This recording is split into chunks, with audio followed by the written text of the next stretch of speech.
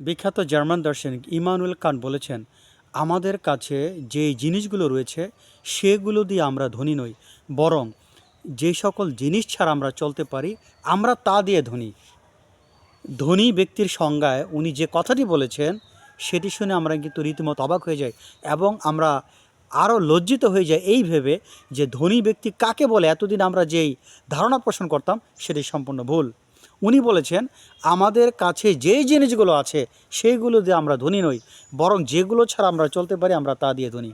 For example, আপনি যদি মনে করেন আমার অনেক সম্পদ আছে আমি তা দিয়ে ধনী, আপনি হয়তো মনে করতে পারেন আমার বিশাল অট্টালিকা আছে আমি তা দিয়ে ধনী, আপনি হয়তো মনে করতে পারেন আমার বাসার ভিতর দামি দামি হোম অ্যাপ্লায়েন্স রয়েছে আমি তা দিয়ে ধনী, আপনি যদি মনে করেন আমার বাসার মধ্যে দামি দামি ফার্নিচার আছে আমি তা দিয়ে ধনী, আপনি যদি মনে করেন আমার বাসার মধ্যে খুব এক্সপেন্সিভ দামি দামি ডিভাইস আছে আমি তা দিয়ে ধনী, আপনি যদি মনে করেন আমার যোগাযোগ করার জন্য গাড়ি আছে আমি তা দিয়ে ধনী। কিন্তু রিয়েলি ধনীর সঙ্গে এটা নয়। এগুলো ছাড়া কেউ যদি চলতে পারে সেই প্রকৃত ধনী। যদি আপনার বেঁচে থাকার জন্য অনেক ধন সম্পদের প্রয়োজন না হয়, অনেক ধন সম্পদ ছাড়া আপনি ধনী। বেঁচে থাকার জন্য আপনার যদি দামি বাড়ির দরকার না হয়, দামি বাড়ি ছাড়াই আপনি ধনী। বেঁচে থাকার জন্য আপনার যদি মূল্যবান ফার্নিচারের প্রয়োজন না হয়, মূল্যবান ফার্নিচার ছাড়া আপনি ধনী।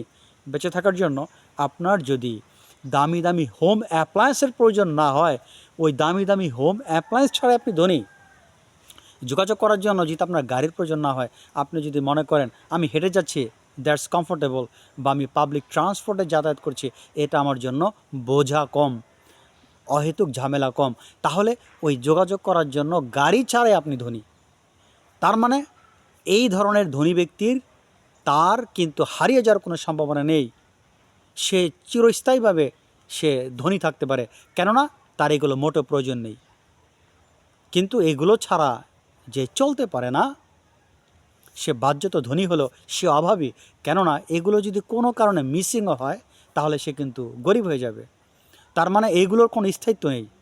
কিন্তু আমরা যদি আমাদের মেন্টালিটিকে এভাবে ক্রিয়েট করতে পারি যে আমাদের জীবনে বেঁচে থাকার জন্য এত বিলাসিতা প্রয়োজন নেই, তাহলে ওগুলো ছাড়াই কিন্তু আমরা রিয়েল হ্যাপি পারসন।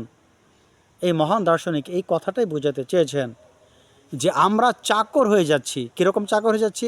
আজকে আমাদের মানসিক সন্তুষ্টির জন্য আমি নিজেকে ধনী করতে চাচ্ছি, তার জন্য কিন্তু আমি আরেকটা বস্তুর উপর ডিপেন্ডেন্ট, প্রচুর ধন সম্পদ, দামি অট্টালিকা, দামি ফার্নিচার ইত্যাদি। কিন্তু এগুলো ছাড়া যদি আমরা মনে করি আমরা চলতে পারি, এগুলো আমাদের জীবনে প্রয়োজন নেই, এগুলো ছাড়া ভালো আছি, তাহলে কিন্তু আমি রিয়েল হ্যাপি এবং আমি প্রকৃত ধনী, এবং আমার এই ধনীর বিষয়টাকে কেউ কেড়ে নিতে পারবে না।